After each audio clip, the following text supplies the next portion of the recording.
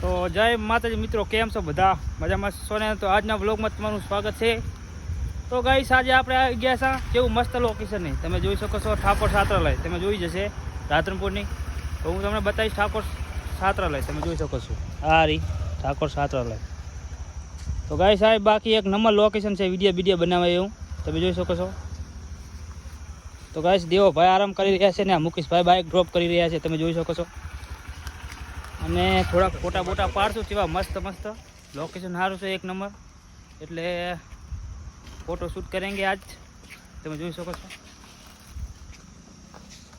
તમે જોઈ શકો છો એક નંબર લોકેશન છે. અને સ્પેશિયલ બાઇક લાવ્યા છે ફોટા પાડવા માટે, તમે જુઓ છો.